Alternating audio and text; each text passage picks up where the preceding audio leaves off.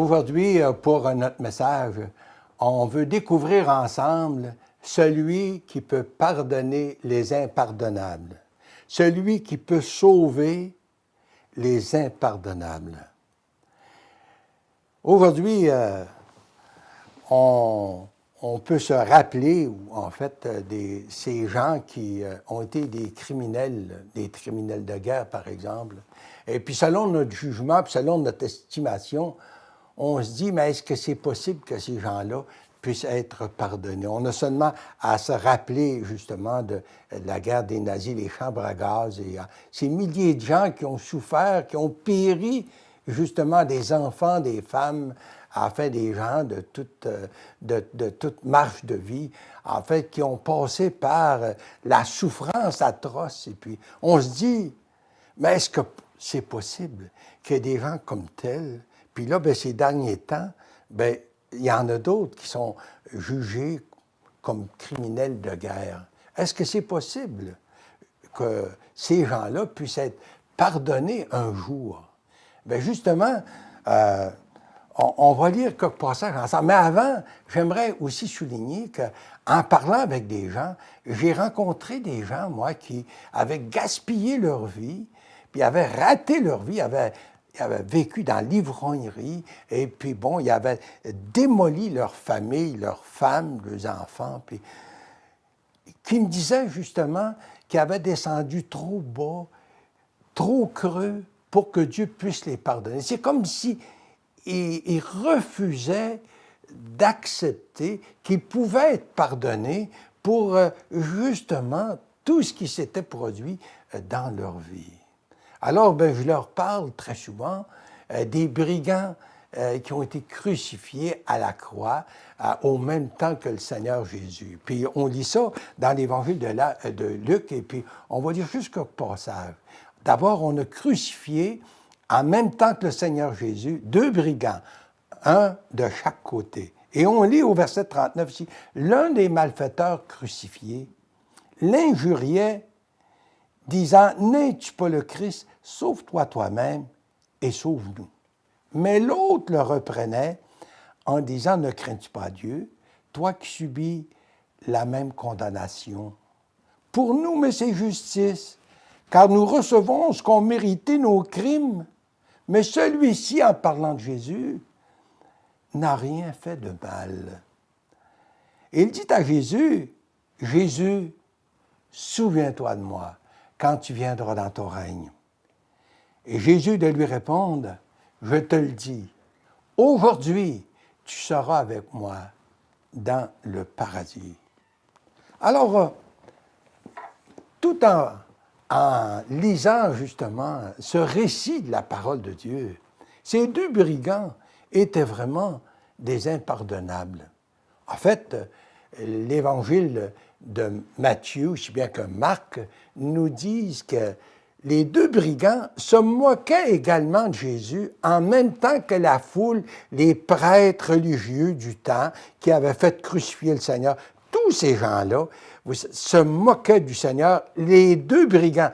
En fait, c'est un peu surprenant. Ils auraient pu sympathiser au moins l'un pour l'autre, puisqu'ils étaient là sur la croix, là, cloués sur ces croix. Puis au-dessus de leur tête était justement la cause de leur crime, le pourquoi la justice devait subir à leur égard.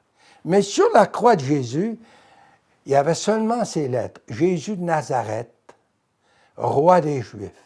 Parce qu'on n'avait trouvé rien de mal en Jésus. Et un des brigands le reconnaissait bien.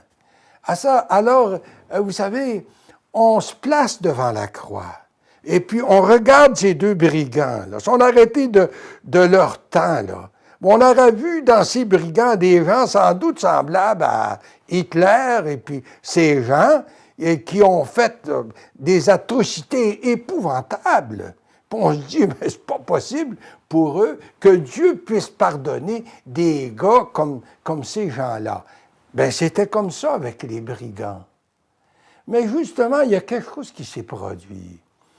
Il y en a un qu'on appelle très souvent le bon larron. Ça n'existe pas, un bon larron.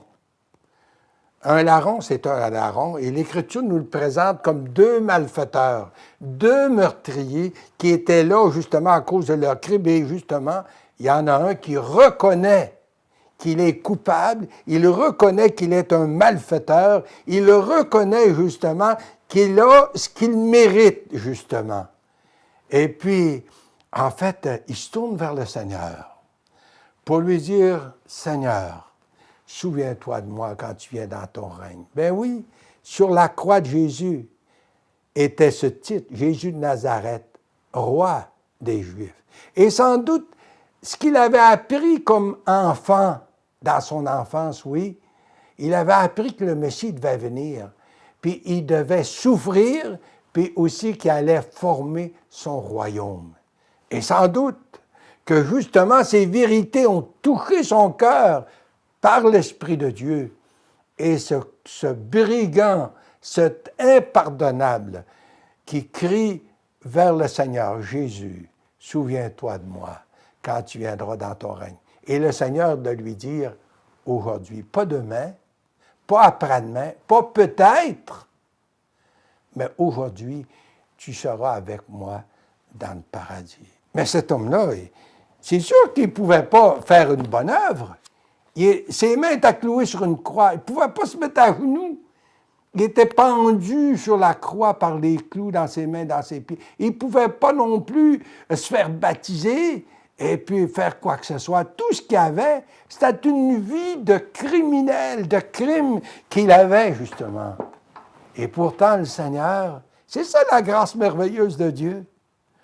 Le Seigneur était prêt à le pardonner. Mais comment est-ce que ça pouvait se faire? Comment est-ce qu'on peut retrouver, justement, un brigand, un meurtrier, un criminel au ciel?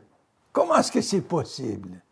Bien, c'est que le Seigneur répondait à sa place. Le Seigneur il a fait expiation. Le Seigneur a pris le péché, les crimes et tout ce que cet homme a fait dans sa vie, puis il a fait expiation, puis a répondu à la justice divine. On oublie ça très souvent. On oublie que Jésus en croix, il a répond pour vous, pour moi. Qu'est-ce que vous pouvez répondre, justement, cher ami, à ce plan ou l'œuvre de la rédemption que la parole de Dieu nous présente comme un si grand salut? C'est merveilleux quand même. Le Seigneur a répondu pour vous, pour moi, à la justice de Dieu. Le plan de la rédemption, la dette a été payée totalement. Et puis, nous, bien, on n'a qu'à l'accepter, à le recevoir. Et puis, justement, on a à faire confiance au Seigneur. Et puis, en fait, accepter que c'était pour nous. L'Écriture de nous le dire d'ailleurs. C'est dit, celui qui ne connaissait pas le péché. Puis là, il est question du Seigneur Jésus. Le Père l'a fait devenir péché à notre place, là, à la croix. Enfin, que nous devenions en lui ou par lui la justice de Dieu. Vous savez, non seulement on doit être pardonné, mais on doit être revêtu de la justice de Dieu, la justice du Seigneur, pour pouvoir avoir accès au ciel, la sainte présence de Dieu. Et c'est ça qui est merveilleux avec le salut. Vous savez, l'Écriture de nous dire, ça c'est Éphésiens 2, verset 8, un texte qu'on cite assez souvent, c'est par grâce que vous êtes sauvés par le moyen de la foi. Cela ne vient pas de vous, c'est le don de Dieu. Ce n'est point par les œuvres, afin que personne ne se glorifie. Ça prend donc du temps pour nous de comprendre qu'on n'y est vraiment pour rien. Et, cher ami, même si on n'est pas des brigands, même si on n'est pas comme ce meurtrier qui était là près du Seigneur à la croix, tous, chacun d'entre nous, vous, moi, on a tous commis des fautes. On peut tous dire qu'on a péché à maintes reprises.